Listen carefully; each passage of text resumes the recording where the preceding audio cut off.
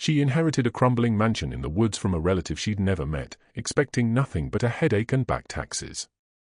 But when she broke through the locked attic door, what she found hidden in a secret vault would turn her world upside down and put her life in danger from people who'd been hunting this fortune for over 30 years. Before we dive into the story, make sure to smash subscribe because tomorrow we have an extra special story for you that will blow your mind. The rain hammered against the diner windows like it was trying to break through. Jasmine Brooks stood behind the counter, wiping down the same spot she'd wiped 10 minutes ago, watching the clock tick toward the end of her double shift. Her feet ached in shoes held together with duct tape on the inside where no one could see. She was 32 years old, but some mornings she felt twice that. The kind of tired that sleep couldn't fix. The kind that came from working breakfast through dinner 6 days a week while raising a 7-year-old daughter alone as a black single mom. Outside the small town of Timber Falls, Oregon looked exactly like it always did. Gray, wet, forgotten, population 3,200, give or take whoever had died or left since the last census. The diner sat on Main Street, which was really just a 2-lane road that cut through town like a scar, past the hardware store, past the post office, past the gas station where Jasmine's Toyota Corolla sat broken down for the 3rd time this month. She glanced at the clock again. 6:45, Zoe would be getting antsy at Mrs. Henderson's house, the neighbor who watched her after school for $20 a day Jasmine could barely afford. The dinner rush, if you could call it that, had thinned to just old Leonard nursing his 4th coffee and pretending he wasn't waiting for Jasmine to offer him free pie. She wouldn't, not because she was heartless, but because Marcus, the owner, counted every slice. "Jasmine, honey," Carla called from the kitchen window. "Your phone's been buzzing back here." Jasmine's stomach dropped. A buzzing phone never meant good news. It meant Zoe was sick or the landlord wanted his rent early again or the electric company was done being patient. She hurried to the back, wiping her hands on her apron and grabbed her phone from the shelf above the prep station. 3 missed calls, all from the same number, a 203 area code she didn't recognize. Connecticut, maybe? Who did she know in Connecticut? No one. Her thumb hovered over the voicemail notification. "Everything okay?" Carla asked, her weathered face creased with concern. Carla had worked at the diner for 23 years. Had seen waitresses come and go. Had watched Jasmine struggle through the past 3 years since Zoe's father disappeared without a forwarding address or a final paycheck. "Don't know yet," Jasmine said, pressing the phone to her ear. The voice that filled her ear was crisp, professional, completely out of place in her world of grease stains and tip jars. "Miss Brooks, this is Edward Park from Park & Associates, a law firm in Hartford, Connecticut. I'm calling regarding the estate of your great-uncle, Theodore Park. It's urgent that we speak. Please return my call at your earliest convenience." Jasmine played it again, then a 3rd time. Theodore Park. The name meant nothing to her. She'd never heard it before, not once in 32 years. Her mother had died when Jasmine was 19, and they'd never been close with extended family. Her father had left when she was too young to remember.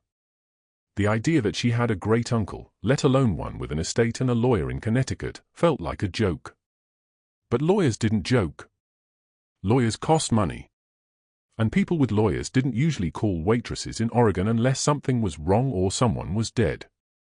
She waited until her shift ended at 7, until she'd counted her tips, $43.67, including the quarters, and hung up her apron. Then she sat in her car in the diner parking lot, engine running to keep warm because the heater only worked when it felt like it, and called the number back. Edward Park answered on the 2nd ring. "Miss Brooks, thank you for returning my call." His voice was exactly as it had sounded on the voicemail, measured, careful, expensive. "I'm handling the estate of your great-uncle, Theodore Park. I apologize for the delay in locating you. Your great-uncle passed away 6 months ago and it's taken considerable effort to track down his next of kin." Jasmine's hand tightened on the steering wheel. "I'm sorry, but I don't know who that is. I've never heard of Theodore Park." "That's not uncommon," Edward said, and she could hear papers shuffling on his end. Your great-uncle was quite reclusive. He was your maternal grandmother's brother. Never married, no children. According to our records, you're his sole surviving relative. What does that mean? A pause. Then, it means you're the beneficiary of his estate. Jasmine laughed, a short, sharp sound that surprised her. Look, Mr. Park, I don't know what kind of scam this is, but I'm not interested. I don't have money to send you if that's what you're after. Miss Brooks, I assure you this is legitimate. His voice stayed patient, like he'd dealt with skeptical airs before. Your great-uncle owned property in Oregon, actually about 2 hours south of where you live. The estate includes the property and its contents. I need you to come to my office to sign paperwork, or I can arrange to meet you locally if that's easier. Jasmine's heart hammered. What kind of property? A residential property. A rather large one, from what I understand, though I haven't seen it personally. It's been abandoned for quite some time. There are back taxes owed and the property is in significant disrepair. However, it's legally yours if you're willing to accept the inheritance. And if you don't, it will be sold for taxes, and any remaining funds will go to the state. Jasmine closed her eyes. A house. A large house. Even if it was falling apart, even if it was worthless, it was something. Maybe she could sell it, pay off her debts, get her car fixed properly, move Zoe into an apartment that didn't smell like mildew and old cooking grease. What do I need to do? She asked. They arranged to meet the following Saturday, the only day Jasmine didn't work both shifts. Edward Park would drive down from Hartford, meet her at a coffee shop in a town called Ridgewood, and bring the necessary paperwork. She'd need identification. He said a birth certificate would help. He'd handle the rest. Jasmine hung up and sat in the dark parking lot, engine idling, rain streaming down the windshield. She thought about calling someone. But who? She had no family left. Her friends were other waitresses who were just as broke and tired as she was. Zoe was too young to understand. For the first time in 3 years, Jasmine felt something that wasn't exhaustion or fear. She felt possibility. It was small, fragile, probably stupid, but it was there. The week crawled by with the speed of cold honey. Jasmine told no one except Mrs. Henderson that she needed Saturday off, offering an extra $20 she couldn't spare to watch Zoe for the day. She told Zoe they were going on an adventure, which made her daughter's eyes light up in a way that broke Jasmine's heart. 7 years old and so starved for anything beyond their one-bedroom apartment and the walk to school that a Saturday drive counted as an adventure. Saturday morning arrived cold and clear. Jasmine dressed in her only pair of jeans without holes and a sweater she'd bought at Goodwill. She braided Zoe's hair and let her pack a backpack with snacks and the tablet they'd gotten last Christmas from the church donation drive. The drive to Ridgewood took an hour and 40 minutes. The coffee shop was nicer than anywhere Jasmine usually went, the kind of place where a latte cost what she made in tips in an hour. Edward Park was already there, sitting at a corner table with a leather briefcase and a presence that screamed big city lawyer. He was older than she'd expected, maybe 60, with silver hair and kind eyes behind wire-rimmed glasses. Miss Brooks, he said, standing to shake her hand. His grip was firm, but not aggressive. Thank you for coming. And this must be Zoe. Zoe, suddenly shy, pressed against Jasmine's side. Edward smiled and gestured to the extra chair. I took the liberty of ordering hot chocolate for the young lady, if that's all right. Jasmine nodded, surprised by the gesture. They sat and Edward pulled documents from his briefcase with the efficiency of someone who'd done this 1,000 times. Birth certificates, property deeds, tax documents, maps. The papers smelled like old libraries and important things. Your great-uncle purchased this property in 1989, Edward explained, spreading a survey map on the table. 63 acres of forested land with a single structure. According to county records, the house was built in 1937. Your great-uncle lived there intermittently until approximately 2007, when he moved to a care facility in Connecticut. He maintained ownership but never returned. Jasmine stared at the map. 63 acres. She couldn't even picture that much land.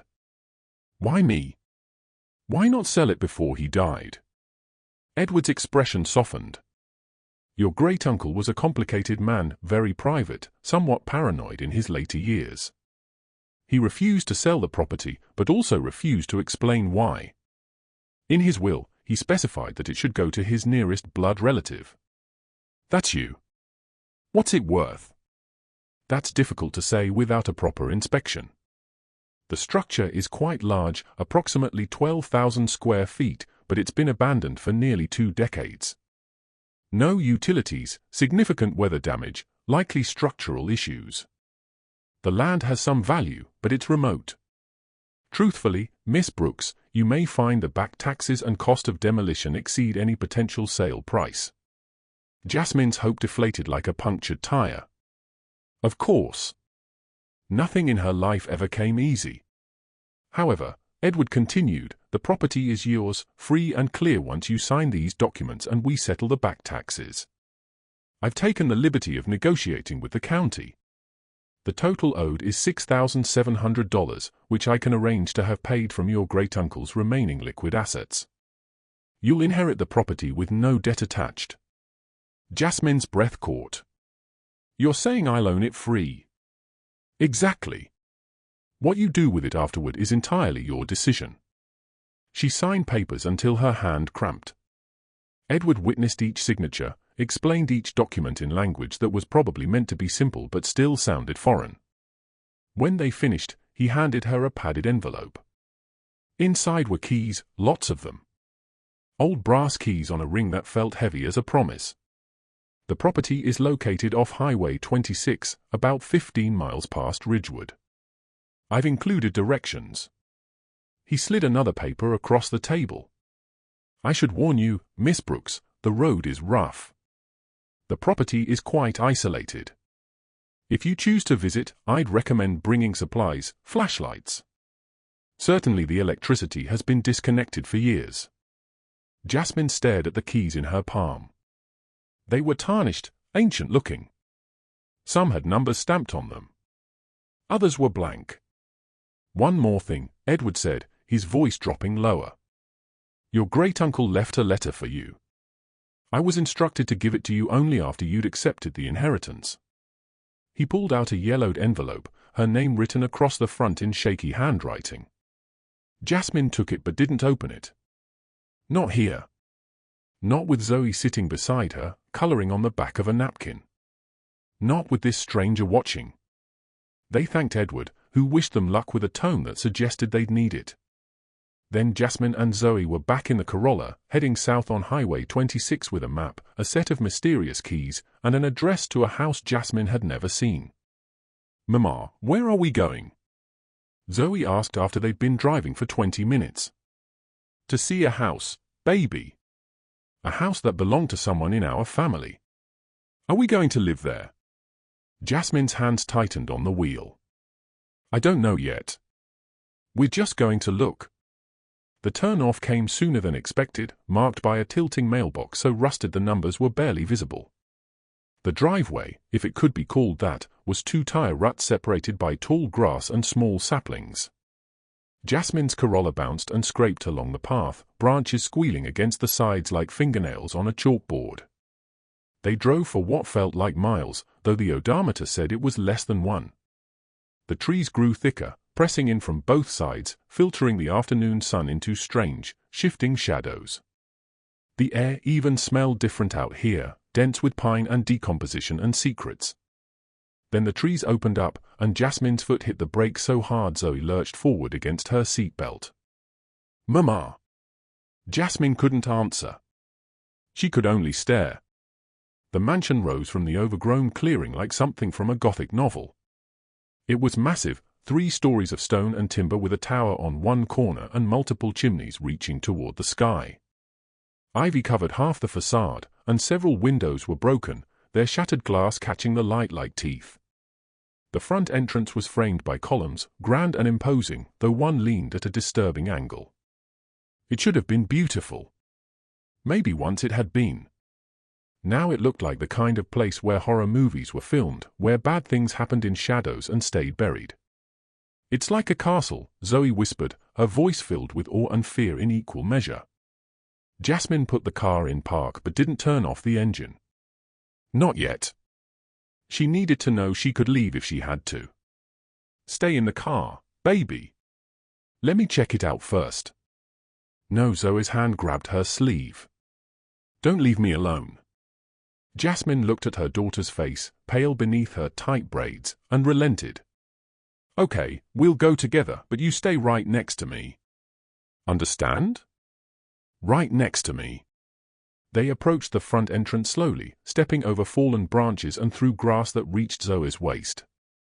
The porch steps groaned under Jasmine's weight, and she tested each one before letting Zoe follow. The front door was enormous, wooden, and carved with patterns that might have been beautiful before weather and time had worn them nearly smooth. Jasmine tried 3 keys before one slid into the lock. It turned with a sound like grinding bones, and the door swung inward on hinges that screamed. The smell hit them first, dust and mildew and something else, something old and stale like breath that had been held too long. The entry hall stretched before them, cavernous and dark. A chandelier hung from the ceiling, so covered in cobwebs it looked like a ghost. The floor was marble, cracked and dirty, but still beautiful beneath the filth. Jasmine pulled out her phone and turned on the flashlight. The beam cut through the darkness, revealing details that made her breath catch. A grand staircase curved up to the 2nd floor, its banister carved from dark wood. Doors lined the hallway, all closed. Paintings hung on the walls, their subjects obscured by grime and shadow. Mama, I don't like it, Zoe whispered, pressed against her side. I know, baby. Me neither. But Jasmine kept walking, drawn forward by something she couldn't name, curiosity, maybe, or desperation. She'd come too far to turn back now. They explored the 1st floor, room by room. A sitting room with furniture covered in sheets that had rotted into lace. A dining room with a table long enough to seat 20 people. A library with floor-to-ceiling bookshelves, most of the books swollen with moisture and falling apart. A kitchen that might have been state-of-the-art in 1937 but now looked like an archaeological dig. Every room told the same story: wealth, abandonment, decay. Someone had lived here with money and taste. Then they'd left or died, and time had moved in like a squatter. The 2nd floor was worse. Bedrooms with mattresses collapsed into springs. Bathrooms with fixtures rusted beyond recognition. A nursery that made Jasmine's skin crawl, with a crib still set up and wallpaper peeling away to reveal plaster underneath like exposed bone. Mama, can we go now? Zoe asked, her voice small and scared. Soon, baby. I just want to see what's upstairs. The 3rd floor was smaller, the ceilings lower, servants' quarters, probably more bedrooms, more decay, and at the end of the hall, a door different from the others, heavier, with a lock that looked newer than everything else in the house. Jasmine tried key after key. Nothing fit. She tried them all twice, then a 3rd time, frustration building in her chest. Why would one door have a different lock? What was behind it? Mama, please. I want to go home. Jasmine looked at her daughter, saw real fear in her eyes, and felt shame wash over her. What was she doing? Dragging a 7-year-old through a nightmare house. This wasn't an adventure. It was desperate and sad and probably dangerous. The floors could collapse. The ceilings could cave in. They could get hurt out here miles from help because Jasmine had let hope override common sense. You're right, she said, pocketing the keys. Let's go. They walked back through the house faster than they'd explored it, both of them eager to reach the car and leave this place behind. But as they stepped onto the front porch, Jasmine turned for one last look. In the fading afternoon light, the mansion looked almost apologetic, like it knew it had disappointed her. 12,000 square feet of rot and regret. 63 acres of isolation. This was her inheritance. This was all she had. The drive back was quiet. Zoe fell asleep 20 minutes in, exhausted by fear and the letdown of an adventure that had turned creepy. Jasmine drove on autopilot, her mind spinning. She couldn't sell the house. Who would buy it? She couldn't afford to fix it. Even basic repairs would cost thousands she didn't have. She couldn't live there. It had no power, no water, no heat. Winter was coming. By the time she dropped Zoe off at Mrs. Henderson's and dragged herself up the stairs to their apartment, Jasmine felt hollower than she had in months. She'd let herself hope. That was the mistake. Hope was expensive, and she was broke in every way that mattered. She collapsed on her bed without changing clothes and pulled out the letter Edward had given her, her name on the envelope in the shaky handwriting of a man she'd never met. Inside, the paper was yellowed and brittle, the words written in fountain pen. Dear Jasmine, if you're reading this, then I'm dead and you've accepted the property. I'm sorry for the burden. I know what it looks like. But I need you to understand. There is more to that house than what appears on the surface. Much more. The third floor, the locked room. You must find a way inside. What you find there will change everything. I couldn't take it with me. I couldn't destroy it. So I'm leaving it to you, to my blood, to someone who might understand what to do with it. Trust no one. And whatever you do, don't let them know you found it. They're still looking. They've always been looking. Your great-uncle, Theodore. Jasmine read it 3 times, her heart pounding harder with each pass. The third floor, the locked room. What she'd find there would change everything. She looked at the envelope of keys on her nightstand. Somewhere in there was the right key. It had to be, and suddenly, impossibly, hope flickered back to life. Jasmine couldn't sleep that night. Every time she closed her eyes, she saw that locked door at the end of the third-floor hallway. Theodore's letter burned in her mind like a brand. What you find there will change everything. They're still looking. Who was looking? Looking for what? At 3 a.m. she gave up on sleep and sat at her tiny kitchen table with the envelope of keys spread before her. She counted them. 19 keys total. She'd tried maybe 12 on that door. That left 7 possibilities, 7 chances that one of these tarnished pieces of brass held the answer to whatever Theodore Park had been hiding for decades. Sunday morning came grey and cold. Jasmine called in sick to the diner, the first time she'd done that in 8 months. Marcus would be furious, but she didn't care. Some things mattered more than a shift slinging eggs and coffee. She dropped Zoe at Mrs. Henderson's with a story about apartment hunting, hating herself for the lie but not knowing what else to say. Then she drove south again, alone this time, with a backpack full of flashlights, batteries, a crowbar she'd borrowed from the building maintenance closet, and a hammer she'd owned since before Zoe was born. If the remaining keys didn't work, she'd break the door down. She'd come too far to turn back. Now the mansion looked different in daylight, less menacing but more melancholy, like a grande dame who'd been beautiful once and knew it, who wore her decay like a faded ball gown she couldn't quite bring herself to throw away. Jasmine parked in the same spot and sat for a moment, gathering her courage. The logical part of her brain screamed that this was crazy.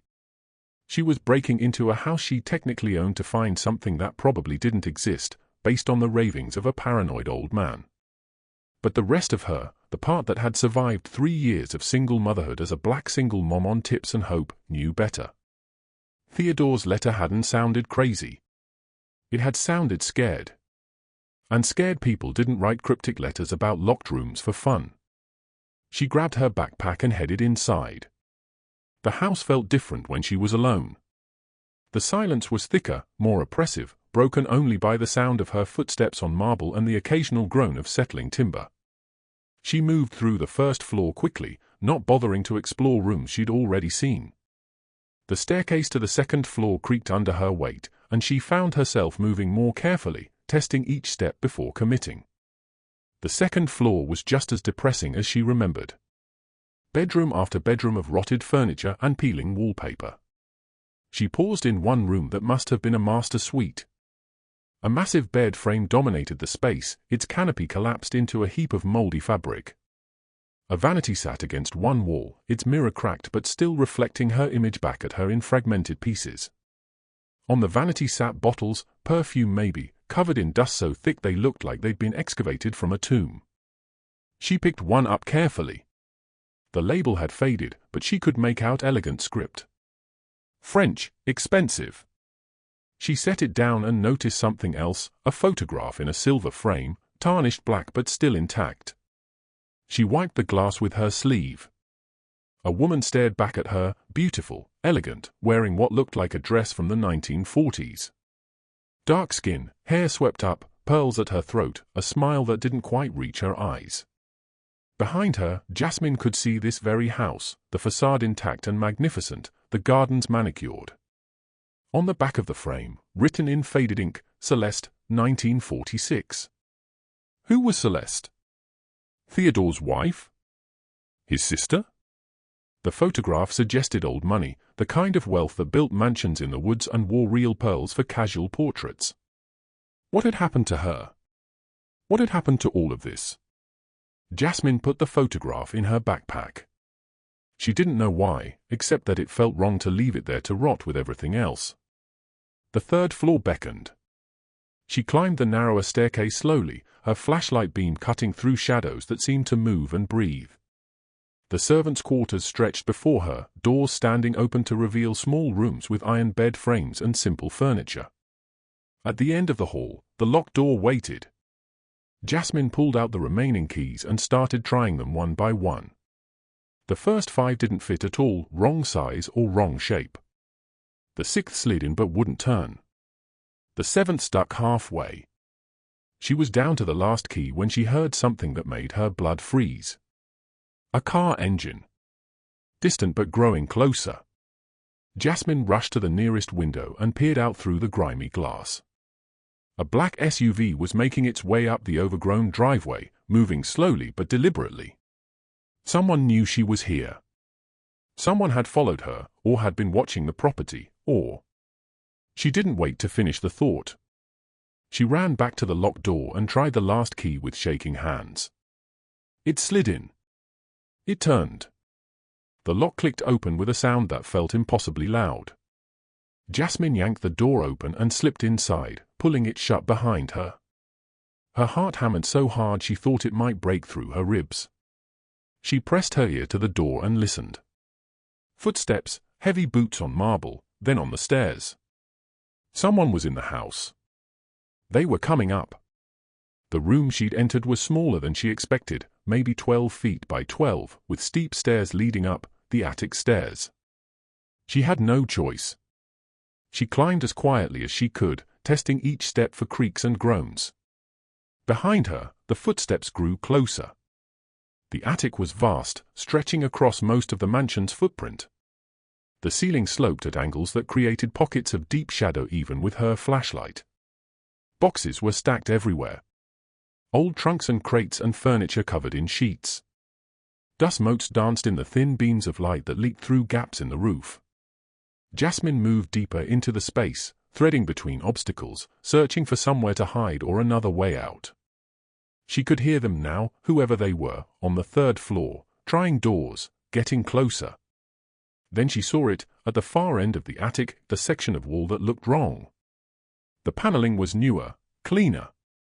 She approached it and ran her hands across the surface. No seams, no obvious door, but it was hollow. She could hear the difference when she knocked. Behind her, the attic door opened. Light flooded in from below. "I know you're up here," a man's voice called. Deep, calm, not threatening, but not friendly either. "Miss Brooks, is it? We should talk." Jasmine's hands flew across the wall panel, searching for a catch, a latch, anything. Her fingers found a small indentation, barely noticeable. She pressed it. The panel clicked and swung inward, revealing darkness beyond. She didn't hesitate. She slipped through and pulled the panel shut behind her just as she heard the man reach the top of the attic stairs. She stood in absolute blackness, her breath coming in short gasps, and waited. On the other side of the panel she heard him moving through the attic, searching methodically. He was taking his time. He wasn't leaving. Jasmine turned on her flashlight, keeping the beam low and pointed away from the panel. She was in a corridor, short, narrow, with another door at the end. This one had no lock, just a handle. She opened it and stepped through into a room that made no sense. The temperature hit her first. It was cool, climate-controlled. In a house with no electricity, in an attic that should have been sweltering or freezing depending on the season, this room was a perfect 65 degrees Fahrenheit. The hum of machinery came from somewhere, quiet but persistent. The second thing she noticed was the light, soft, ambient, coming from LED strips along the ceiling. Power. This room had power when the rest of the house had been dark for nearly 20 years.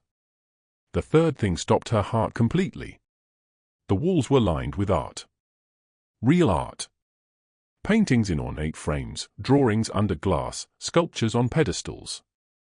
Even with her limited knowledge, Jasmine recognized styles, impressionist landscapes that could have been Monet, a sketch with the fluid lines of Da Vinci, abstract pieces that screamed mid-century modern masters.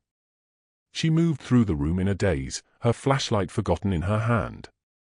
Glass cases lined one wall, filled with manuscripts, leather-bound books with pages so old they looked like parchment, documents under archival glass with elaborate seals and signatures in languages she couldn't read. One case held illuminated manuscripts, the kind she'd seen in history books, with gold leaf and illustration so detailed she could make out individual brush strokes. Another wall held jewelry, not costume pieces, but the kind of gems that belonged in museums or on royalty, necklaces dripping with diamonds, tiaras, bracelets, a collection of pocket watches, each one a tiny marvel of engineering and artistry. The center of the room held larger pieces, a jade Buddha maybe 3 feet tall sitting serene on a black marble base, bronze sculptures from what might have been ancient China or Greece, pottery and urns with painted scenes of warriors and gods. Then she saw the valuation ledger lying open on a small table beside a velvet chair. Her eyes locked on the bottom line. Total authenticated value, $210 million USD. Jasmine's legs gave out. She sat down hard on the floor, her back against the wall, and just stared. This wasn't possible. This couldn't be real. People didn't have rooms like this hidden in abandoned mansions. Museums had rooms like this. Billionaires had rooms like this. Jasmine didn't know how long she sat there before she noticed the filing cabinet in the corner, fireproof, professional grade, completely at odds with the antique beauty surrounding it. She crawled over and tried the top drawer. Locked. Of course it was. She pulled out her envelope of keys and started trying them. The third one worked. Inside were hanging files, meticulously organized. She pulled out the first one, certificates of authenticity, page after page from auction houses and museums and galleries she had only ever heard mentioned on TV. Each one documented a piece in this room, purchase price, date acquired, provenance, current estimated value. Her hands shook as she flipped through them. A Monet purchased in 1973 for $85,000. Current value estimated at $18 million. A first edition Don Quixote from 1605. Purchased in 1981 for $300,000. Current value estimated at $23 million. An Imperial Chinese jade seal from the Qing dynasty. Purchased in 1978 for $200,000. Current value estimated at $45 million. The numbers blurred together. She pulled out the next file. More certificates. More impossible numbers. The next file. The next. At the back of the drawer, in a folder marked Complete Inventory, she found a typed document dated December 31, 2006. It listed every item in the room, 93 pieces total, with individual valuations. At the bottom, a single line. *** total authenticated collection value, $210 million USD. Jasmine read it again. Then again. The number didn't change. $210 million in this room. In this house. Now technically hers. She started laughing, a high, hysterical sound that scared her when it bounced off the walls. This wasn't real. This was a dream or a breakdown or some elaborate hoax. People like her didn't inherit hundreds of millions of dollars. People like her inherited debt and disappointment. But the laughter died when she heard movement outside the hidden panel. The man was still out there, still searching. And Theodore's words slammed back into her mind. Asterisk asterisk, they are still looking. They've always been looking. Asterisk asterisk. Suddenly the collection made horrible sense. Theodore hadn't been a recluse. He'd been hiding. This wasn't an inheritance. It was a target, and she had just painted it on her own back. Jasmine's mind raced. She needed to think. She needed to breathe. But the air felt too thin, too heavy, too everything. She was holding documentation for $210 million in art and artifacts. Had to be stolen. No one acquired this much wealth legally and then hid it in an attic. She flipped through more files with hands that wouldn't stop shaking. Purchase receipts, yes. Bills of sale from legitimate dealers. Export documents. Insurance policies, lapsed years ago. Everything looked legal. Disturbingly legal. Theodore Park hadn't stolen this collection. He'd built it over decades, piece by carefully chosen piece. But why hide it? Why live like a hermit in a decaying mansion when he could have sold one painting and lived like royalty anywhere in the world? Another file caught her eye, labeled Research Notes. Inside were pages of handwritten observations in Theodore's spidery script. She recognized the handwriting from the letter he'd left her. The first page was dated March 15, 1988. Growing concerned about the inquiries. Third time this month someone has asked about the collection. Claims to be from insurance company, but I know better. They're still searching for pieces that disappeared during the war. My sources were legitimate. I have paperwork to prove it, but provenance is always questionable with items from that era. If they find out where I am, they'll never stop. She flipped forward. June 3, 1992. Decided to seal the collection. Too dangerous to keep accessible. The rumors are getting worse. Someone broke into the house last week while I was in town. Nothing taken, but they were looking for something. I've installed the vault, the generator, the climate controls. No one will find it. Even if they tear down the house, they won't know where to look. October 27, 1998. Moved Celeste's photograph to the second floor. Can't bear to leave it down in the cold vault with everything else. She would have hated this, the hiding, the fear. She always said art should be shared, not hoarded.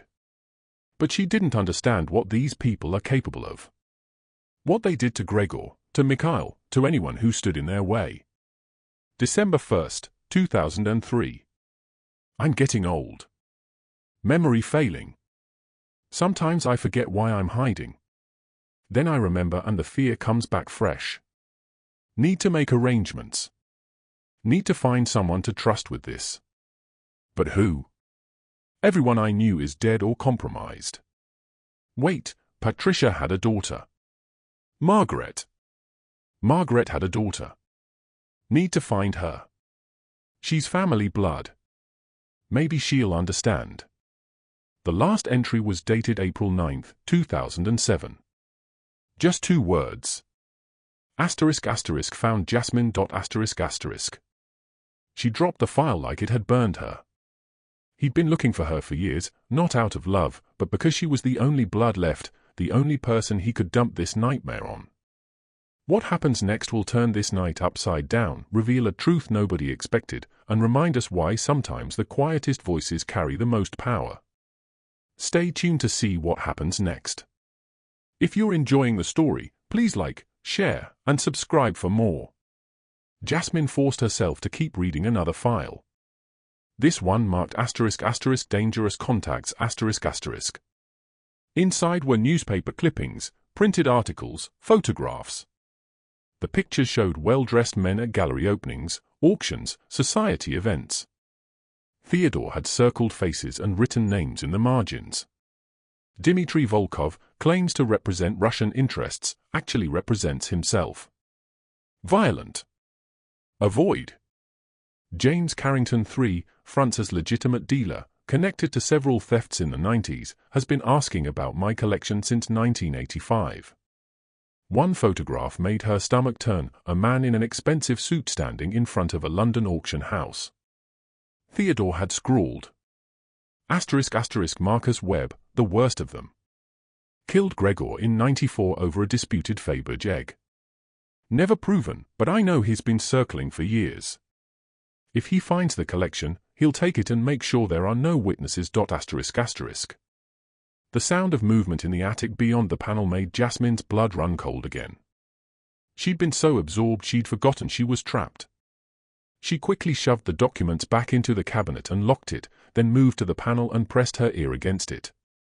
Silence. Had he left, or was he waiting for her to emerge? She looked around the vault desperately. There had to be another way out. Theodore was paranoid, yes, but he was also smart.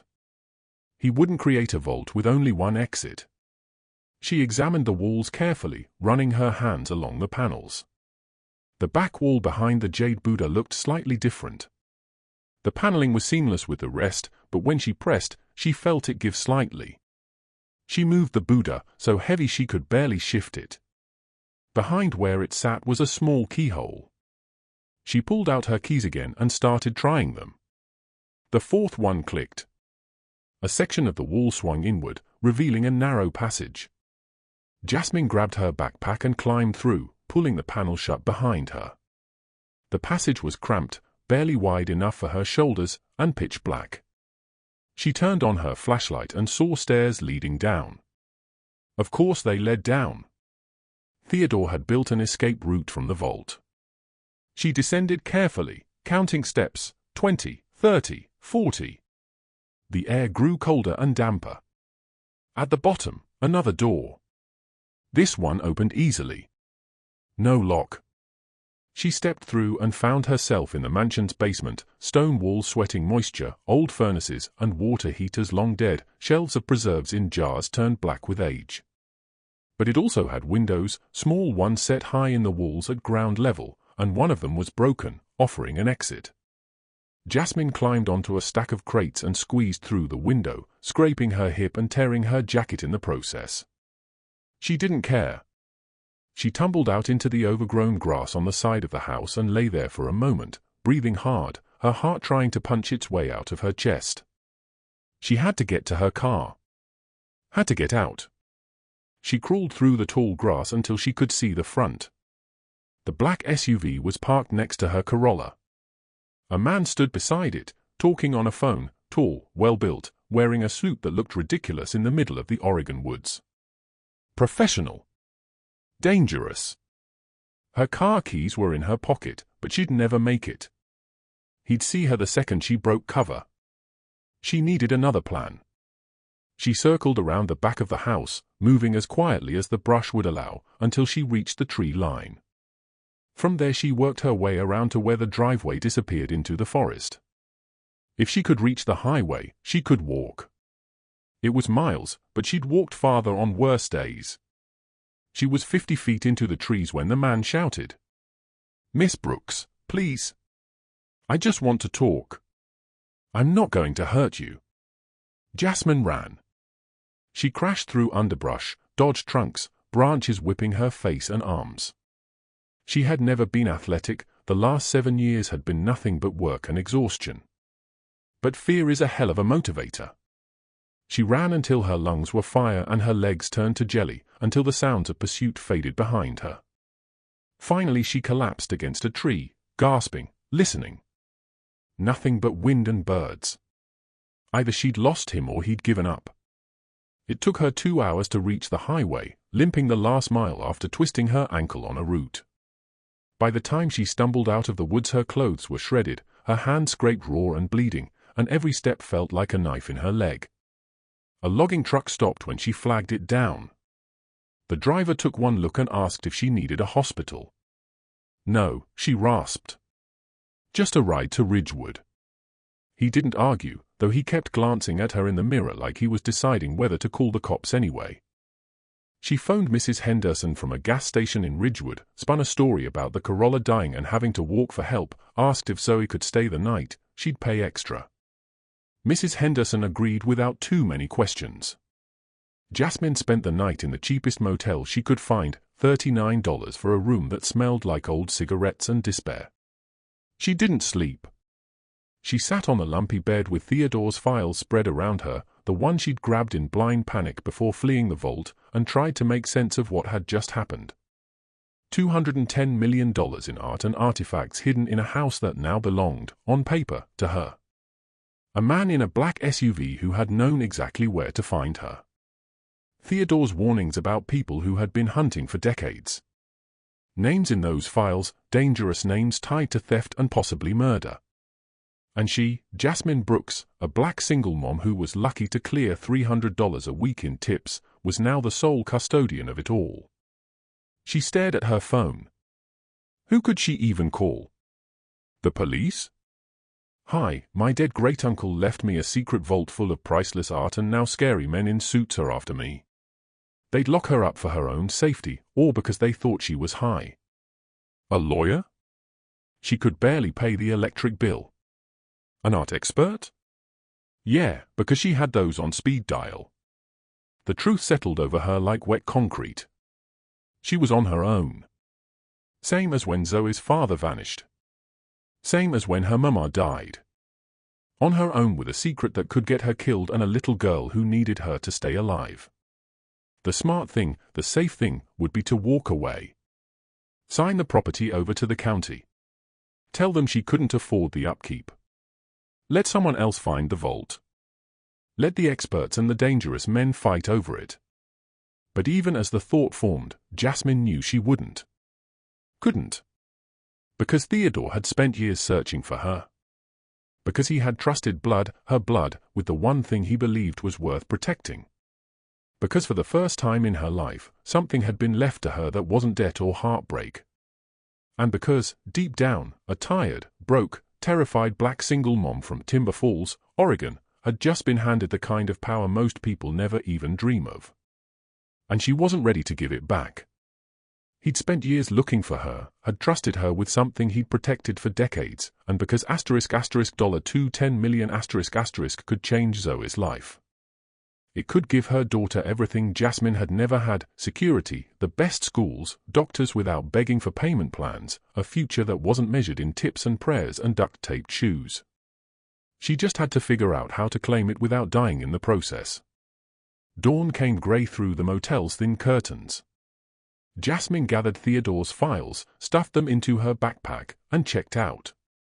She needed to get back to Timber Falls, to Zoe, to the ordinary life that was waiting.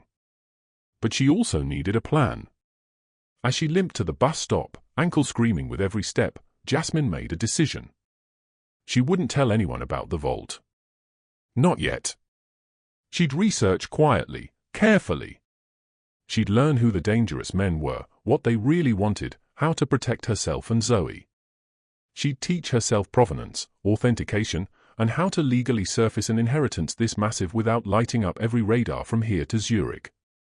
And when she was ready, when she knew enough to do it safely, she would bring that collection into the light. Not just to sell, though the thought of unloading even one painting and never waiting tables again made her dizzy. No. She would do what Celeste had believed, according to Theodore's notes, she would share it. A museum, a foundation, something that honored decades of obsessive protection and turned it into something good, something that carried both Theodore's and Celeste's names, something that kept Zoe safe forever. It was a beautiful dream. She clung to it as the bus carried her north, even as the scared voice in her head whispered that she was already drowning. That people who crossed men like Marcus Webb didn't live long enough to open foundations. That some secrets should stay buried. But that voice had been wrong before. It had told her she couldn't raise Zoe alone. It had told her she'd never make rent. It had told her to give up 1,000 times. And she never had. She wouldn't start now. Jasmine spent the next 3 days moving through life like a ghost. She showed up for shifts at the diner, poured coffee, took orders, smiled the smile that got her tips. But her mind was 1,000 miles away, locked inside a climate-controlled vault with $210 million reasons to be terrified. She told Zoe the scratches on her face came from trimming bushes at the new property. Zoe accepted it with the trusting nod of a 7-year-old, but Jasmine caught her staring sometimes, big brown eyes full of questions she didn't know how to ask yet. Kids always know when something's wrong. Every night after Zoe was asleep, Jasmine sat at the tiny kitchen table with her ancient laptop and researched. Theodore Park, art dealer. Theodore Park, collector. Theodore Park, recluse. The internet gave her fragments. New York Times, June 12, 1984. Prominent art dealer Theodore Park closes Manhattan gallery after 20-year run. Park, known for European masters and Asian antiquities, cited personal reasons. Park Fine Arts on East 77th had been a fixture since 1964. Art News, 1978. Collector Theodore Park acquires rare Ming Dynasty jade seal at Sotheby's for record-breaking sum. The 1527 piece sold for $380,000, shattering estimates.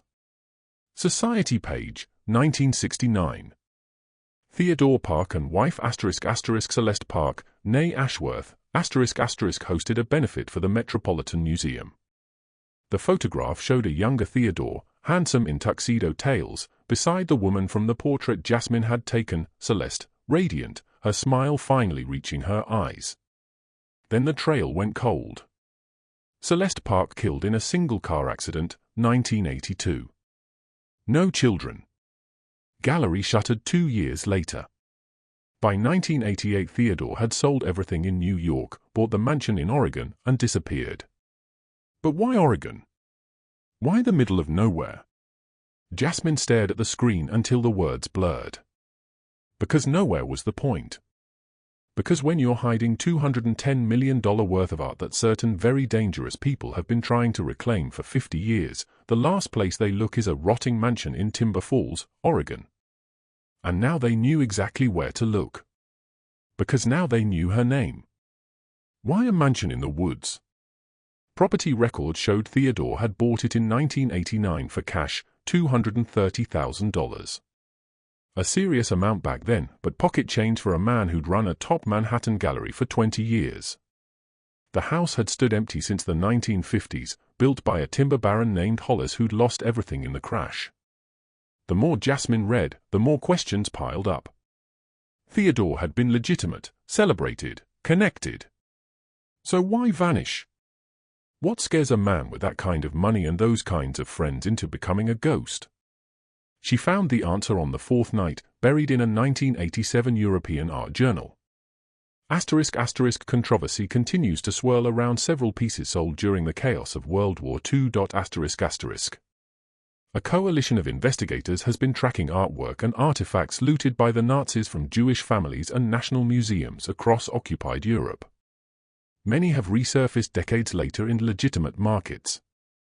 Among the dealers quietly questioned about provenance is New York's Theodore Park who has refused comment on allegations that several masterpieces he acquired in the 1970s may have unclear ownership histories. Park insists every purchase was legal and fully documented, but critics point out that paperwork from that era is notoriously easy to forge. Jasmine's stomach dropped. This was why he ran. Not because he was guilty, at least not provably, but because someone wanted him to look guilty. Because once your name is whispered in the same breath as not saluted art, the truth stops mattering. Museums freeze you out. Collectors disappear. Governments start asking questions. And certain very rich, very ruthless people decide it's easier to take what they want than to wait for courts. The accusations were never proven. No charges, no lawsuits. Just smoke that never quite cleared. By 1988 the smoke had driven him out of New York entirely. The question now, 30-plus years later, who still cared enough to send a man in a black SUV? She got part of the answer 2 days later when the phone call started. Wednesday, middle of the lunch rush. Her cell buzzed in her apron pocket. Unknown number.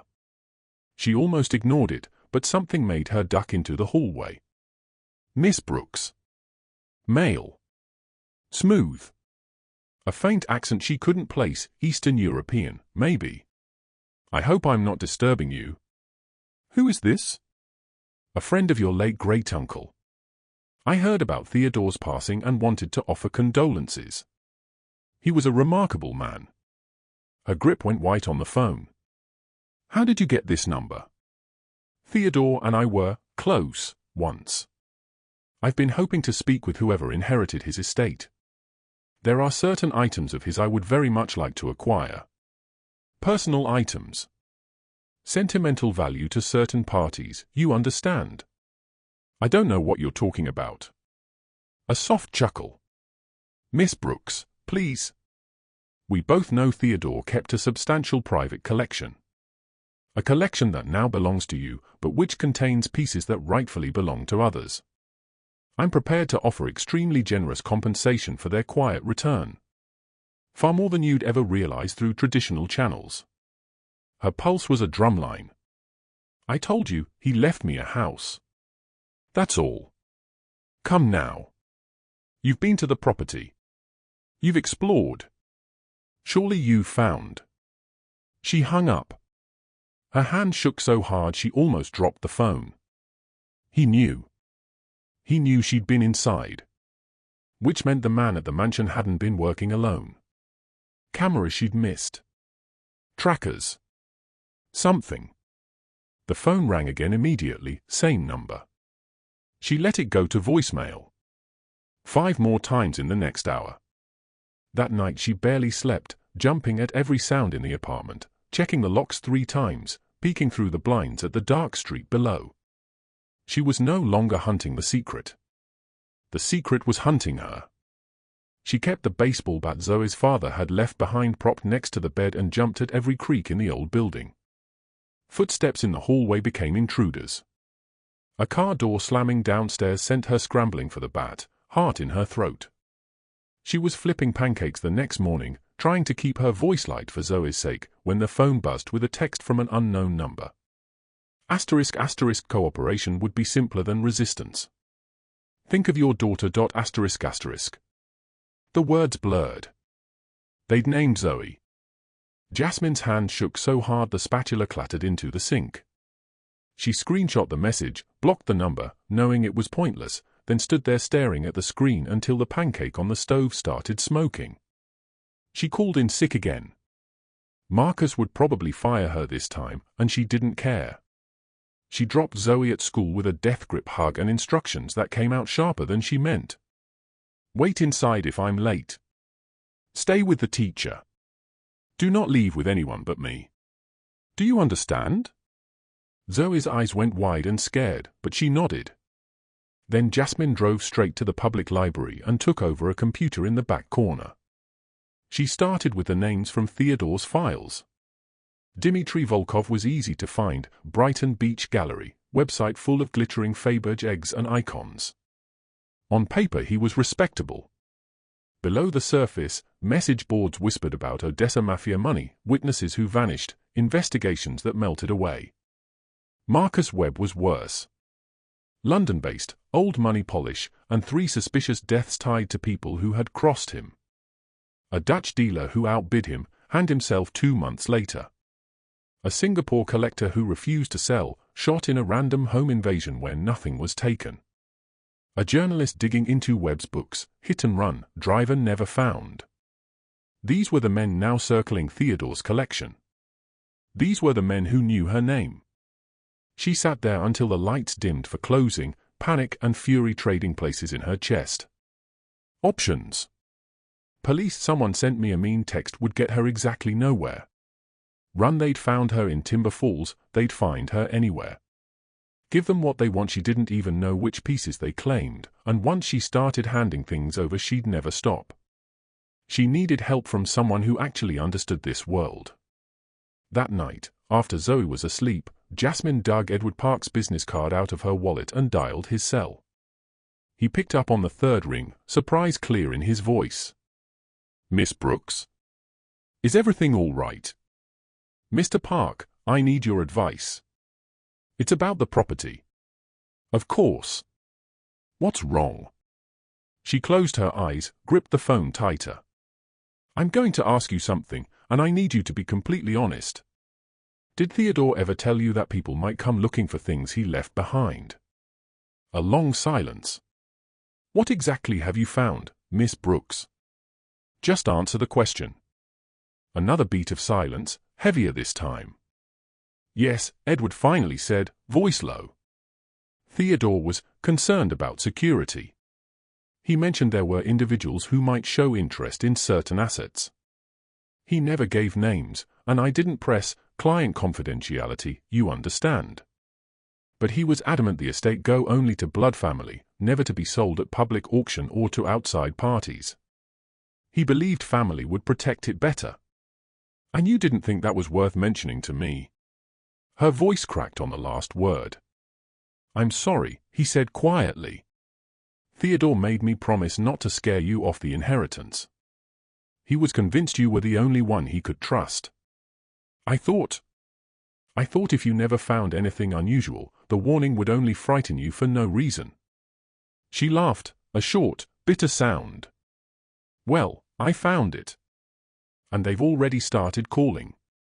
They mentioned my daughter, Mr. Park. They threatened Zoe. Silence again, longer this time. Finally, Jasmine, get somewhere safe. Right now. I'm on my way to Oregon. I'll be there tomorrow morning. Do not go back to that house alone. Do not speak to anyone else about this. I'll explain everything when I see you, and I'll bring someone who can help. Someone Theodore trusted. Just stay alive until I get there. I thought he was being paranoid, Edward said quietly. Theodore was elderly when he made those arrangements. Toward the end, some of his fears sounded irrational. 38 years as a lawyer, Miss Brooks, I've watched plenty of aging clients become convinced the world is out to get them. I assumed this was the same. It wasn't. Jasmine cut in, voice shaking with exhaustion and fury. Someone called me. Threatened my daughter. They know about the vault. What vault? She hesitated. Could she trust him? Theodore had trusted him, and Theodore had been wrong about a lot of things. But right now Edward Park was the only lifeline she had. There's a hidden vault in the attic, she said finally. Climate-controlled, custom-built. It's full of art, manuscripts, antiquities. The last inventory I saw was dated 2006. Total authenticated value, $210 million. And before you ask, yes, it looks legitimate, bills of sale, certificates, provenance paperwork, but some of the early acquisitions have questions hanging over them from the war years. Silence. Long enough that she pulled the phone away to check the call was still connected. Dear God, Edward whispered at last. I need help, she pressed. Real help. Someone who can verify the collection, separate the clean pieces from the contested ones, and do it quietly. The police aren't equipped for this. I need the art world, but the part of the art world that isn't trying to kill me. My practice is wills and real estate, he said helplessly. I don't. You know people. You went to law school with people. Another pause. Then, there's a woman I graduated with, Catherine Monroe. She's senior investigator for the Art Loss Register in London. Tracks stolen and looted art for a living. She's honest, she's brilliant, and she owes me a favor the size of the Atlantic Ocean. If anyone can help you navigate this, it's Catherine. Call her, Jasmine said. Please. I will. But Jasmine, if even a fraction of that collection is contested, you're stepping into years of litigation, restitution claims, maybe criminal inquiries. And if dangerous people are already this close, the courts won't move fast enough to save you. I know, she said. But what choice do I have? She heard the long, weary exhale on the other end. Let me make some calls. 3 days later the break-in happened. Jasmine had been working a late shift. Mrs. Henderson had Zoe overnight, something she'd started arranging whenever she could afford the extra $20. She no longer wanted her daughter sleeping in the apartment until this was over. She got home just after midnight. The door stood open, lock shattered, frame splintered from a single hard kick. For one heart-stopping second she thought Zoe, then remembered, and nearly collapsed against the wall in relief. They had torn the place apart with brutal efficiency. Drawers emptied, cushions gutted, books swept from shelves. Not a burglary for cash or electronics. A search. Her laptop lay smashed on the kitchen floor, screen spiderwebbed. All her browser history, her notes, her desperate late-night research, gone. But they wouldn't find what they were really looking for. Because Jasmine had learned from Theodore. The files she'd taken from the vault, the photographs of every certificate, the scanned pages of his journals, everything was locked inside a $30 a month storage unit on the other side of town. She stood in the wreckage of her tiny apartment and did the only thing a person in her position could do. She called the police. 2 officers showed up 40 minutes later, wrote a quick report, told her it was probably junkies looking for drug money, and suggested a better deadbolt. No fingerprints, no follow-up, just another Tuesday night break-in in a building where locks were more suggestion than security. Jasmine didn't sleep. She sat on the ruined couch with the baseball bat across her knees and waited for morning. When Zoe came home chattering about Mrs. Henderson's chocolate chip pancakes, Jasmine knelt, forced a smile, and lied through her teeth. "We're gonna have a few more sleepovers at Mrs. Henderson's, okay? Just till the door gets fixed right." Zoe's face crumpled. "But I want my own bed." "I know, baby. Soon. Pinky swear." Zoe searched her face with those 2 knowing 7-year-old eyes, then nodded slowly. They both knew soon was a lie. Normal had left the building the day Jasmine opened that vault. Edward called that afternoon. "I spoke to Catherine Monroe. She'll help, but she has to see the collection with her own eyes. She lands in Portland Monday. Can you meet her Tuesday?" "Yes. Thank you." "There's more," he said, voice tight. "She told me if the provenance issues are as serious as you described, you need 2 things yesterday: real legal muscle, white-collar criminal, not just estate law, and physical security. These aren't people who file polite lawsuits, Jasmine. They broke into my apartment 3 nights ago. Then get you and Zoe somewhere safe. Now. File for an emergency order, request police protection. I don't have names solid enough for a judge, and the cops already wrote it off as random. Private security." She laughed, sharp and bitter. "I'm a waitress, Edward. I have $43 in my checking account." A long silence. "You're right," he said finally. "I'm sorry. Let me work some angles. Meet Catherine first. Once we know exactly what's in that vault, we build the plan from there. Tuesday, Salem, pouring rain." Catherine Monroe was waiting in the back corner of a quiet coffee shop, dark hair in a low ponytail, green eyes already measuring Jasmine like evidence. Late 30s, sharp, no nonsense, the kind of woman who could walk into a room of billionaires and own it. 2 untouched coffees and a plate of scones sat between them. "Howard says you're in over your head," Catherine said. "No hello, no small talk. Tell me everything. Leave nothing out." So Jasmine did. From the lawyer's voicemail to the hidden panel, the climate-controlled vault, the man in the attic, the threatening calls, the break-in, she laid it all bare in a low, steady voice while Catherine took microscopic notes in a leather journal. When Jasmine finished, Catherine closed the journal and looked at her for a long moment. "You realize what you're sitting on could be one of the most important private discoveries in 50 years. If the pieces are real, and if even half the paperwork holds up, museums will fight to exhibit them. Governments will fight to claim them. And certain very rich, very ruthless men will fight to bury them again." "I know," Jasmine said. "Good. Because this isn't going to be quiet, and it isn't going to be fast. First step, I need to see the vault. In person. Tomorrow, if we can manage it." Tomorrow works. Second step, Catherine continued, leaning in, we are getting you and your daughter proper protection before anyone else kicks in another door. I have contacts, former law enforcement, off the books, expensive but clean. I'll cover the first month out of my own pocket if I have to. You do not argue. Jasmine opened her mouth to protest anyway. Catherine held up a hand.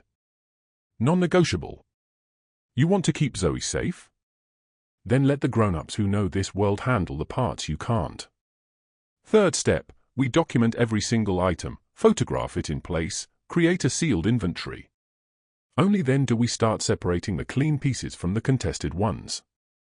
And only then do we decide who gets told what and when. Jasmine swallowed.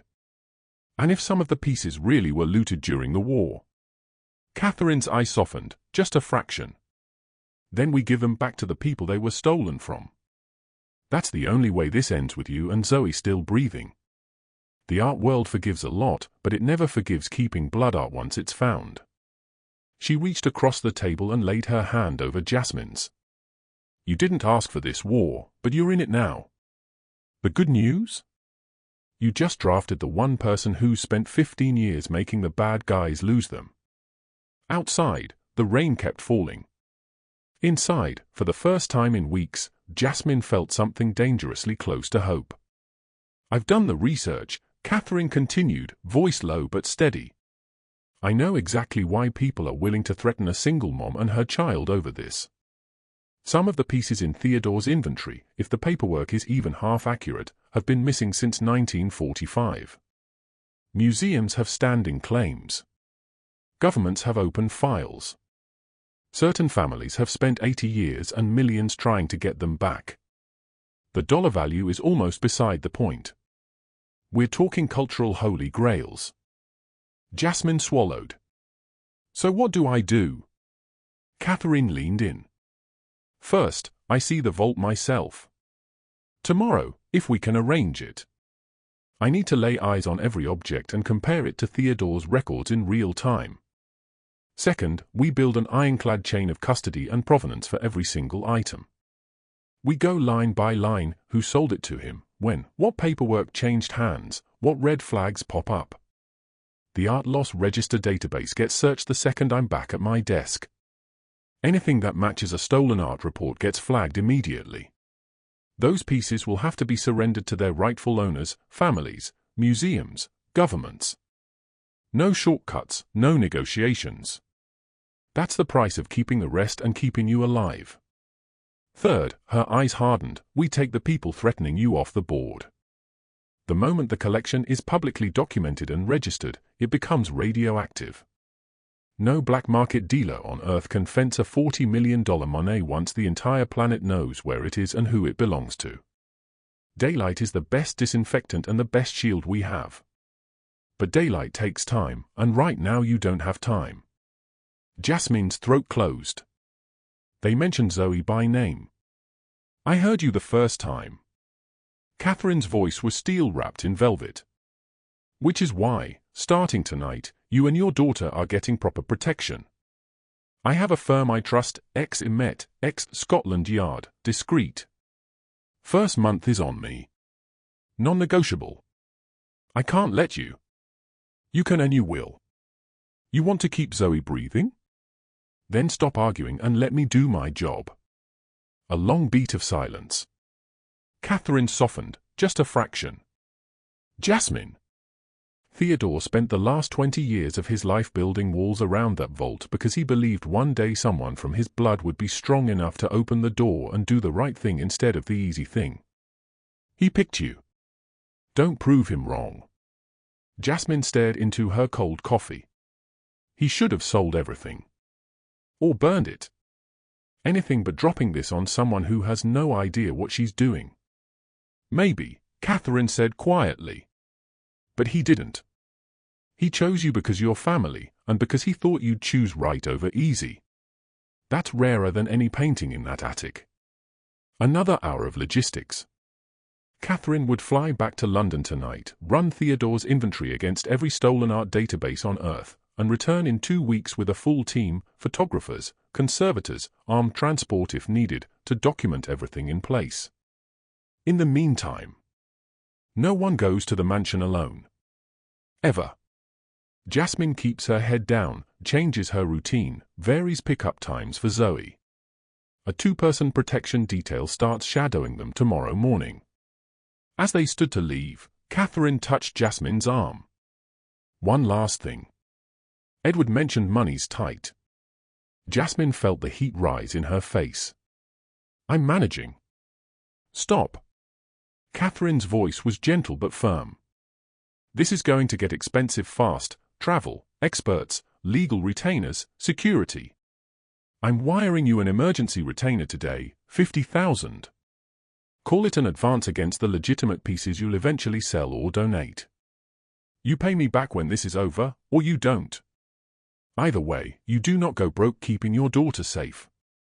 Understood? Jasmine tried to protest. Catherine just pulled out her phone, tapped a few buttons, and showed her the transfer confirmation. Already sent. Outside, the rain had stopped. Weak sunlight broke through the clouds for the first time in days. Jasmine stepped onto the wet sidewalk, shoulders squared, fear still coiled in her gut but no longer alone with it. For the first time since that locked attic door clicked open, she wasn't running. She was fighting back. I can work pro bono at the start, Catherine said, but there will be expenses, and you need to eat, keep a roof over your head, keep your head clear. If you're worried about the electric bill while you're guarding a $$210 million collection, you will make bad decisions. That can't happen. What are you suggesting? Theodore's estate should have some cash accounts, not a fortune, but enough to float you for a while. Talk to Edward about releasing funds immediately. If that isn't enough, there are non-profits that support victims of art-related crime. I'll make the introductions. You are not going to do this broke. Jasmine could only nod, throat too tight for words. Catherine squeezed her arm once more and walked out into the rain, moving like a woman who always knew exactly which war she was fighting and how to win it. Jasmine sat in her car a long time, rain drumming on the roof, letting everything settle. Her life was no longer hers alone. She was the custodian of something extraordinary. The only question left was whether she was strong enough to carry it. That night, after dropping Zoe at Mrs. Henderson's with another lie about Mommy fixing the apartment, Jasmine did the thing she knew was reckless. She went back to the mansion. Alone. She parked on the main road, slipped through the woods in the dark, and entered the way she'd escaped, through the broken basement window. Flashlight low, heart loud in her ears, she climbed to the attic, opened the hidden panel, and stepped into the soft, perfect light of the vault. Everything was exactly as she'd left it. She walked slowly this time, really looking. A Monet that made water shimmer like it was still wet. A 500-year-old Chinese scroll where mountains floated in mist like dreams. A first-edition Canterbury Tales whose pages Chaucer's own hands might have touched. These weren't just expensive things. They were proof that humans, at their best, could make something eternal. In the bottom drawer she found more journals, smaller, private ones. Entries about Celeste. How they fell in love in front of a Vermeer at the Met. How they'd planned children who never came. How her death in '82 hollowed him out so completely he stopped believing the world deserved beauty. But later pages turned to hope. Each new acquisition became an act of rescue. Every piece he locked away was something the world hadn't managed to destroy yet. The last journal ended February 3, 2007. Getting harder to climb the stairs to the vault. Body failing, but mind still clear enough to know this collection deserves better than to die with me. I found Jasmine. She's struggling, working herself to death, raising a little girl alone. She doesn't know me, doesn't know any of this, but she's blood, and she's strong in a way I never was. I'm leaving her more than objects worth money. I'm leaving her the chance to take everything I've protected in the dark and bring it into the light. I know it's heavy. God knows it's been heavy for me. But the things most worth doing always are. Jasmine closed the journal, tears sliding hot down her cheeks. Theodore hadn't just hidden from the wolves. He'd built a fortress around beauty because he believed one day someone would come along brave enough to open the door and share it with the world. He'd looked across 30 years and 1,000 miles and chosen her, a tired, broke, black single mom from Timber Falls, Oregon, because he saw something in her she hadn't seen in herself yet. She pressed the journal to her chest, looked around at the quiet, glowing room, and whispered the first true thing she'd felt in weeks. "I see it now." Then she turned off the vault lights, locked every panel behind her, and walked out into the cold night. She wasn't running anymore. She was getting ready to fight. Sandy studied her for a long moment, the way only a woman who'd worked double shifts for 30 years could study someone. "Girl, I raised 3 kids on $9 an hour while their daddy sat in county for meth. I buried one of them when he was 19. Every day I get up and come in here and smile at folks who treat me like furniture. If somebody handed me a chance to do something that actually mattered, something that might make the world a little less ugly for the ones coming after me, even if it scared me half to death, yeah, I'd do it. Because the alternative is waking up at 70 still pouring coffee for people who don't see me, wondering what the hell my life added up to." She reached over and patted Jasmine's knee. "Whatever this is, baby, if it's big enough to keep you up nights, it's big enough to be worth the fight. Just don't do it alone. Strong don't mean stupid." Jasmine felt the tears come then, hot and sudden. Sandy pulled her into a hug that smelled like coffee and fryer grease and unconditional love. That was the moment it became real. No more what ifs. She was doing this. Later that afternoon she quit the diner, handed Marcus her apron, told him she was sorry but something had come up. He grumbled about short notice, but when she looked him in the eye and said, "Family emergency," something in her face made him just nod and wish her luck.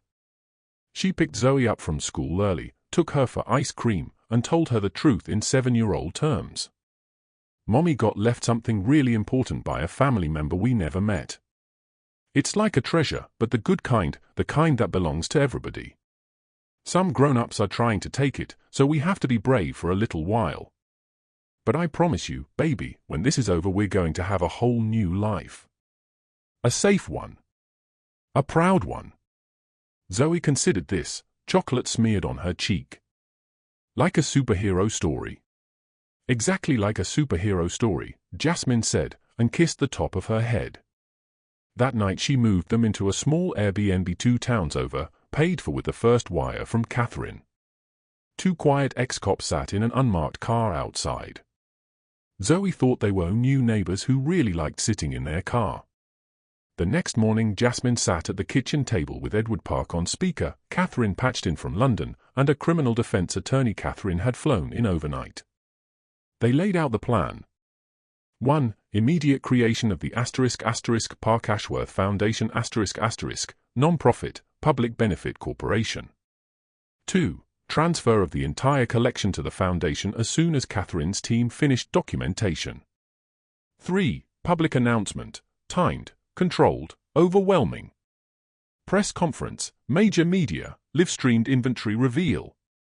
Once the world knows what's in that attic and who it belongs to, the collection becomes untouchable. For any looted pieces identified by the art loss register would be voluntarily returned, no hesitation, no negotiations. That single act of good faith would buy them allies in every major museum and government on Earth. 5. The clean pieces stay with the foundation. A new museum, right there on the estate grounds, open to the public, free admission for Oregon school kids. Celeste's dream and Theodore's penance in one. It would take months. It would be expensive. It would be terrifying. But it would be righteous. And it would make the men in the black SUVs irrelevant. Because once the whole world was watching, no one could make Jasmine Brooks disappear. She looked around the table at the people who had chosen to stand with her, a high-powered lawyer who'd never met her before yesterday, a London investigator who'd paid for bodyguards out of her own pocket, an estate attorney who'd believed an old man's paranoia was just senility until a black waitress from nowhere proved him wrong. Then she looked at Zoe coloring at the counter, humming to herself, safe for the first time in weeks. Jasmine took a breath that felt like the first real one in months. "Let's do it," she said. Outside, the Oregon rain had finally stopped. For the first time in a very long time, the sky was clear. Catherine tapped the letterhead with one manicured finger. The Heritage Reclamation Council has a fancy website and a lot of press releases about righting historical wrongs, but every time I've traced their funding it leads back to shell companies in Cyprus and the Caymans. They file sweeping claims, demand access, and when you let them in, surprise, pieces disappear or get tied up in endless litigation until the owner gives up and sells cheap to one of their anonymous benefactors. Classic shakedown disguised as restitution. Jasmine felt the old fear try to crawl back up her spine, but she pushed it down. So 3 pieces are legitimately looted and 14 are nonsense. Exactly, Catherine said. We return the 3 immediately, publicly, loudly, with cameras and descendants present. That buys us goodwill with every real restitution organization on Earth. The other 14 we fight like hell, because the second we let a fake claimant walk in here, the wolves smell blood. Jasmine nodded, already thinking 3 moves ahead. Then we don't wait for them to sue. We beat them to the punch. She pulled out her phone, opened the voice memo app, and hit record. My name is Jasmine Brooks. 3 weeks ago I inherited a house in rural Oregon from a great-uncle I never met. What I actually inherited was one of the most significant private art collections still missing since World War II. I am voluntarily returning every piece with credible claims of Nazi-era looting, starting with the 3 items listed in the Heritage Reclamation Council's letter. The rest will be placed in a public, non-profit foundation, the *** Park Ashworth Foundation ***. The mansion will become a museum, free to Oregon school children, open to the world. This collection will never be sold for private gain. It will never disappear into a billionaire's basement again. And to anyone who thinks they can threaten me, my daughter, or this legacy into silence, try me. She stopped the recording and looked at Catherine.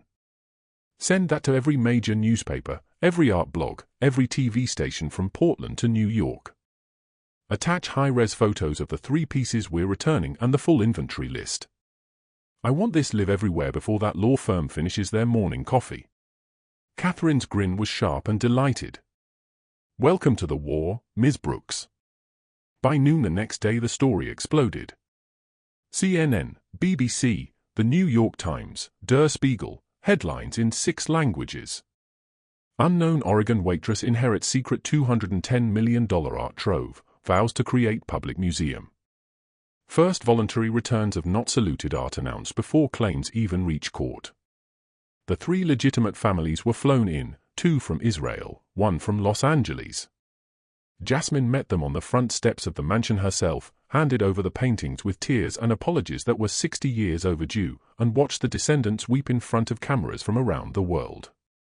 The Heritage Reclamation Council's 14 remaining claims were laughed out of the press within 48 hours. Their law firm suddenly stopped returning calls. And the black SUV never came back. Because now the whole world was watching. 6 months later the Park Ashworth Museum of Art and History opened its doors on the newly renovated estate. Admission, free for anyone under 18, $5 for adults, pay what you can on Sundays.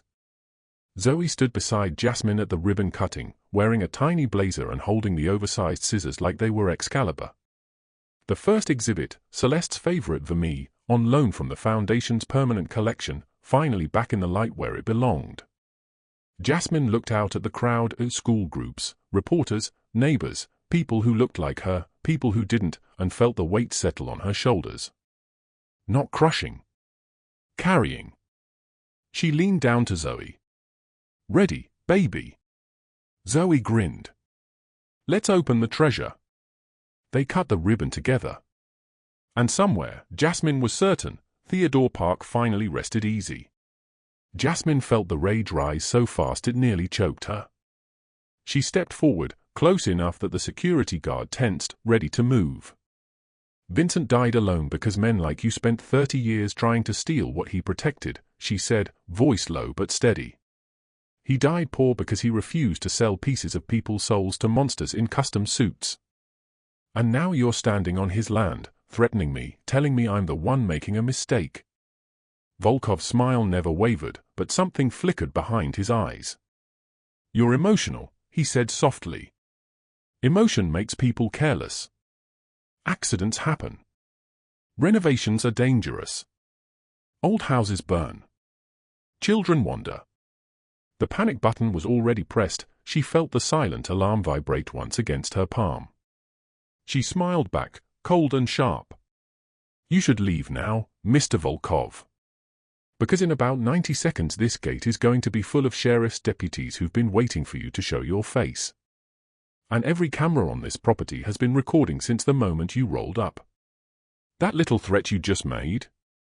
It's already on its way to the FBI field office in Portland, along with your license plate and a nice clear shot of your face." For the first time, the smile slipped. In the distance, sirens began to rise. Volkov glanced toward the sound, then back at her. "This isn't over, Miss Brooks." "It is for today," she said. He climbed back into the Mercedes and was gone before the first cruiser rounded the bend. That night Jasmine sat on the back porch of the half-renovated mansion, Zoe asleep inside under the watchful eye of an off-duty deputy who now lived in the carriage house. Catherine called from London. "Volkov just made the biggest mistake of his life," she said, almost laughing. "Threatening you on camera, on your own property, after you've already gone public with voluntary returns. The U.S. Attorney's Office is opening a case as we speak. Extortion, interstate threats, conspiracy, pick your felony. He's done." Jasmine exhaled a breath she felt like she'd been holding for months. "One down," she whispered. "More to go," Catherine replied. "But you just proved something they didn't expect." "What's that?" "That the quiet waitress from Timber Falls doesn't scare easy." 16 months later the Park Ashworth Museum opened debt-free. The lawsuits were dismissed or settled in the Foundation's favor. Volkov was indicted in 2 countries and vanished into a Moscow penthouse he never left again. Marcus Webb's name appeared on a sanctions list after certain offshore accounts were mysteriously leaked to journalists. On opening day Jasmine stood at the entrance in a simple black dress, Zoe beside her in a new blue coat, holding her hand. The ribbon was gold. The crowd stretched down the driveway and onto the highway. Jasmine looked out at all of them, school buses, news trucks, neighbors, descendants of families who'd lost everything in the war and now stood teary-eyed in front of paintings their grandparents had once hung on their own walls. She leaned down to Zoe. "Ready, baby?" Zoe grinned up at her, gap-toothed and fearless. "Let's show them the treasure, Mama." They cut the ribbon together. And somewhere, Jasmine knew, Theodore and Celeste Park were finally smiling. Catherine was already on the phone, voice calm and lethal. "Get me the U.S. Attorney in Portland, the Cultural Heritage Task Force, and someone from the FBI Art Crime Team on the line. We have Volkov in custody, on camera, leading an armed home invasion robbery of a registered cultural site. I want federal charges by sundown." She hung up and looked at Jasmine. "Tomorrow we don't just announce the Foundation," she said. "We detonate it." That night, while police tape still fluttered across the splintered front door, Jasmine and Catherine worked until dawn. They uploaded every photograph, every certificate, every provenance document to a secure server mirrored in 3 countries. They sent the full inventory to Interpol, the Art Loss Register, the Smithsonian, the Getty, and every major news outlet on Earth. They scheduled a press conference on the front lawn at 10 a.m., live-streamed on every platform that would carry it. At 9:57 a.m. the next morning Jasmine stood on the porch steps in jeans and a work shirt, Zoe's hand tucked safely in hers, Catherine and Edward flanking them, a dozen cameras rolling. Behind them the mansion looked like a war zone, shattered door, police cruisers, yellow tape, but it also looked unbreakable. Jasmine didn't wait for questions.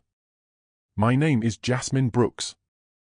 6 months ago I was a waitress in Timber Falls, Oregon. Yesterday a Russian art smuggler and his private militia tried to steal what my great-uncle spent his life protecting. They failed.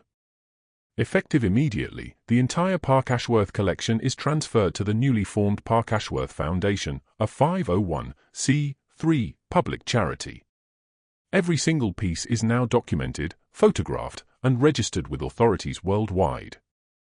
Any further attempt to take them is not theft from me. It is theft from the people of the world. We will return every verified looted artwork to its rightful owners or heirs, no hesitation, no ransom. The rest will stay right here, in this house, in a museum free to every child who has never been told beauty belongs to them too. To the men who threatened my daughter, who broke into my home, who thought fear was stronger than legacy. You lost the moment you walked through that door on camera. This collection no longer belongs to billionaires or criminals. It belongs to all of us. She looked straight into the lenses. And we are just getting started. The applause started somewhere in the back of the crowd, construction workers, neighbors, the descendants who'd already received their family pieces, and rolled forward like thunder. Zoe squeezed her hand and whispered, loud enough for the microphones to catch. We won, Mama. Jasmine knelt, kissed the top of her daughter's head, and whispered back. No, baby. We're just opening the doors. 2 years later, the Park Ashworth Museum welcomed its millionth visitor, a wide-eyed 8-year-old from Zoe's second-grade class. Volkov died in federal prison awaiting trial. Webb's assets were frozen after a joint U.S.EU.K investigation. The lawsuits evaporated. And every Sunday, when the museum offered pay-what-you-can admission, Jasmine Brooks, no longer a waitress, no longer afraid, stood at the entrance in a simple black dress and greeted people who looked like her, people who looked nothing like her, people who had never been told art was for them too. She greeted them all the same way. Welcome home. Lily learned to ride her bike on the newly paved paths that would one day be museum walkways. She named every stray cat that wandered onto the grounds and insisted they were gallery guardians. She fell asleep most nights to the sound of hammers and saws, dreaming of the day her friends could come see her Mama's treasure house. Jasmine worked 18-hour days and still found time to read Lily her bedtime story. The money trickled, then poured. A retired Microsoft exec from Seattle wrote a 7-figure check after reading about the free admission policy for Oregon school kids. A GoFundMe started by a high school art teacher in Eugene hit $2 million in 3 weeks. The National Endowment for the Arts fast-tracked a major grant once they saw the restitution plan and the public mission. Every time a hater screamed fraud online, 10 more donors showed up to prove them wrong. Marcus Webb's accusations died quietly when the first wave of independent authenticators, sent by the Getty and the Met at Catherine's request, confirmed every certificate Theodore had hoarded for 40 years. Webb stopped giving interviews. His Mayfair gallery quietly closed 6 months later. By fall, the mansion no longer looked abandoned. Fresh paint gleamed. Gardens bloomed where weeds had ruled. The new copper roof caught the sun like a promise. On the first day of October, with the leaves turning gold, the Park Ashworth Museum of Art and Culture opened its doors for a soft launch, invitation only, mostly local kids and the descendants who'd already reclaimed their family pieces. Jasmine stood at the entrance in a simple navy dress she'd bought with her own money this time, no loans from Catherine needed anymore. Lily, now 8, stood beside her in a miniature museum t-shirt that read Future Curator. The first visitor through the door was Mrs. Henderson, eyes shining, clutching a $5 bill she insisted on paying even though admission was free for seniors too. Jasmine hugged her so hard they both cried. Later, when the crowds had thinned and the sun was setting through the new skylights in the Grand Hall, Jasmine found herself alone in the Celeste Ashworth Gallery, the room that held her great-aunt's favorite pieces, the one she believed should be shared. She touched the frame of the Vermeer Celeste had loved, the one that had started everything. Thank you, she whispered, to Celeste, to Theodore, to the frightened waitress who'd once run through the woods with no idea what she was carrying. Outside, Lily's laughter echoed as she chased the gallery cats across the lawn. Inside, the art, rescued, returned where it needed to go, and finally free, glowed under soft lights. Jasmine Brooks smiled, bone-tired and happier than she'd ever been. The burden had become a gift. And the gift now belonged to everyone. At 11:03 a.m. on October 15th, a little boy in a bright red hoodie stood in front of the Monet for the first time in his life. He couldn't have been more than 6. He stared up at the water lilies, mouth open, then turned to his mother and whispered loud enough for half the gallery to hear. "Mama, the water's moving." Jasmine, standing quietly in the doorway, felt her heart crack open in the best possible way. By noon the line stretched around the building. By 2 o'clock the parking field was full and cars were parking on the grass. By 4 o'clock the local news choppers were overhead. Every hour, on the hour, Lily rang a small brass bell in the main hall and announced in her clearest voice, "Welcome to the Park Ashworth Museum. Everything here used to be hidden. My mama and my Uncle Vincent and Miss Catherine decided hiding was over. Please look with your eyes and your heart, and thank you for coming home." People cried. Grown men in Carhartt jackets wiped their eyes and pretended they had allergies. Teenagers who'd been dragged there by teachers left talking about color theory and light refraction. An elderly woman in a wheelchair reached out and touched Jasmine's hand and said, "My husband was stationed in France in '45. He always said the world lost its color in the war. You just gave some of it back." At sunset, Jasmine and Lily climbed the Widow's Walk on the newly restored roof. The hills rolled out gold and red around them, the mansion glowing beneath strings of warm lights. Lily leaned against the railing. "Are we rich now, Mama?" Jasmine thought about it. "We're rich in the ways money can't buy, baby. We've got a house full of beauty that belongs to everybody, a yard full of kids who get to see it for free, and a whole lot of new friends who helped us fight for it." Lily considered this, then nodded solemnly. "That's the best kind of rich."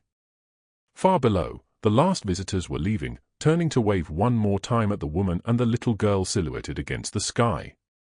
Jasmine waved back. She thought of Vincent, alone in this house for 30 years, guarding his treasure in the dark. She thought of Celeste, who had believed art was meant to be shared. She thought of the terrified waitress who had once run barefoot through the woods, convinced she would never be enough.